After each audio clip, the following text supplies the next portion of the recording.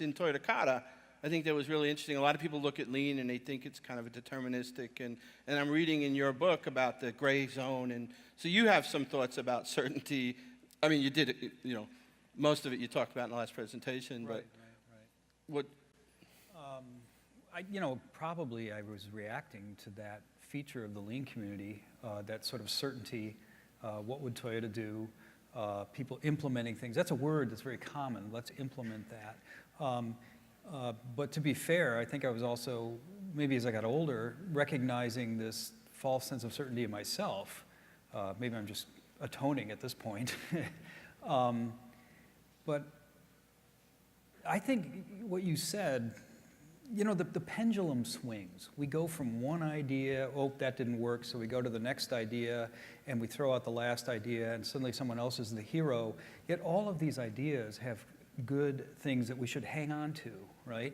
So when you said seeing the solution in your head, I think that's okay if you're still open to testing it, right? So I would hesitate to throw that out. So if you guys are good at that, then more power to you. But if you can temper that with, okay, now that's the idea in my head, which is born out of my library of experiences over my lifetime. Now, well, how do I test this? What's my first step? We were talking about Kiyoshi Suzaki, who's an old, sort of early lean guru, if you will, wrote a book called The New Manufacturing Challenge. He was a Buddhist. And he said, the answer is there in the darkness, waiting for you. You only have to meet it halfway. You can't sit here and wait for it. You can't sit here and come up with an idea and think that's it. You have to do something and move toward the solution, but it will meet you halfway. Don't worry. It'll kind of manifest itself as you move forward. And then he added a comma and said, but it may not be the solution you envisioned originally. And if you're not open to that, you will not see the elegant solution.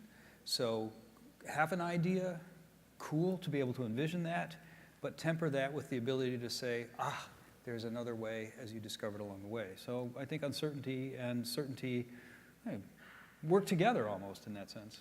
So actually, one reflection I had. I mean, it was such a treat to hear Mike Rother again. I took his training, I think it was in 2011, and it was like one of the key moments as we were writing the Phoenix project to really kind of understand, one, just the visceral parts of manufacturing and flow, and then two, the whole notion of what the Improvement Kata is all about, and what I would call next generation leadership. These are what we would expect from any leader, certainly hopefully 10 years from now.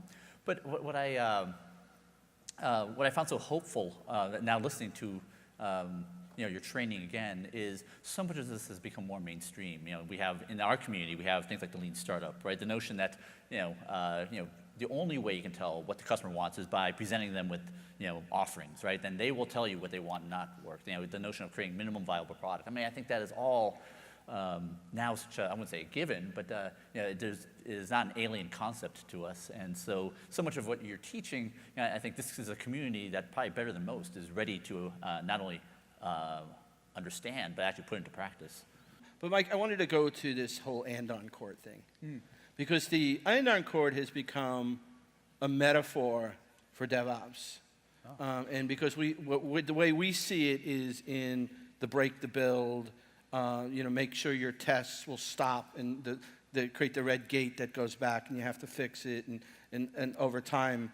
So the metaphor becomes that it becomes this learning opportunity. And in your Toyota Kata book, you talked about there was a moment when one of the factories was pulling the and-on cord like 1,000 times a shift, and they went down to 800 times. And I always say people would be like, in Western culture, be like, yeah, with 200 less defects per shift. And you're saying that the plant manager got everybody in a room and said, Houston, we've got a problem. And why is it so important? Why is that notion of that kind of and-on chord and like embracing, and I'll say one last thing, you even said a scenario where when somebody pulled the and-on chord, before the manager even knew what happened, they thanked the person.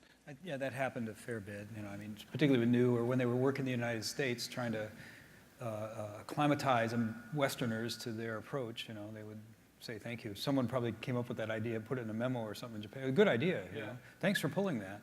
And I think it needs to be said that they want to get the line running again.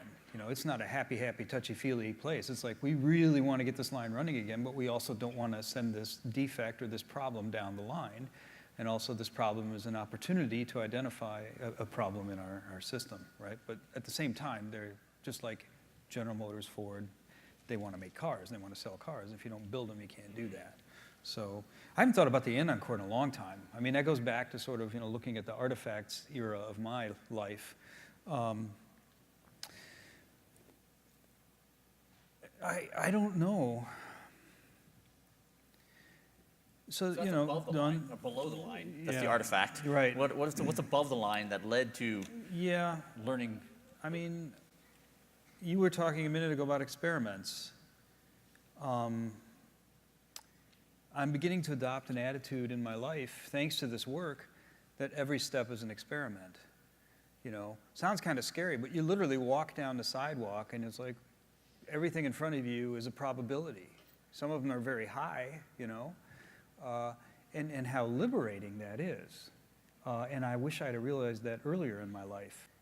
I don't know if we can understand it with our mindset. I think we view the world through a certain mindset, and I'm just trying to say that as I approach 60, my mindset has for some reason shifted a little bit, and I'm starting to see every step in life as an experiment, and that prepares me to use the andon chord, to view every step as an experiment that has a probability associated with it, and something could happen.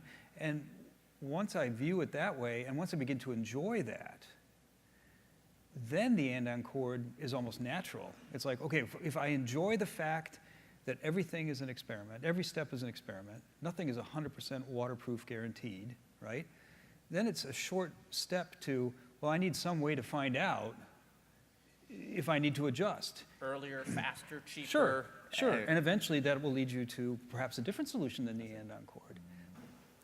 It is more understanding the role of uncertainty in our living, which would then lead us to developing the coolest solutions. And right now, business schools teach planning. I don't think they teach a very good iteration approach. And if you teach a good planning approach, you're only teaching half the deal. So I'm watching, you know, business schools to see, are they going to start teaching iteration approaches, which is the other side of the coin? Let me just demonstrate for you briefly. It's remarkable. It's a bit of the universe right here, okay? Just give me a sec. It's not hard. Did you see it? I'll do it again. You might have missed it. So, all right. It's just astonishing.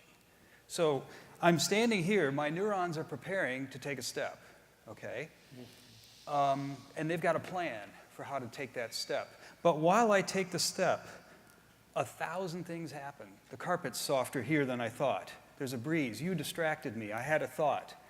1,000 things happen, and those neurons adjust. They make a prediction, so to speak.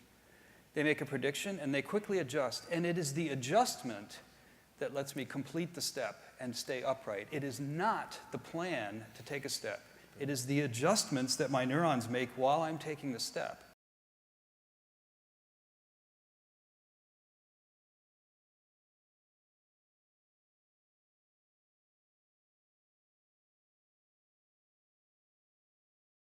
And I don't think we're there yet. And I think if we say embrace mistakes, if we say, I'm going to use uncertainty to achieve what I want to achieve, then we're getting closer to where Toyota is with the andon chord. So here's my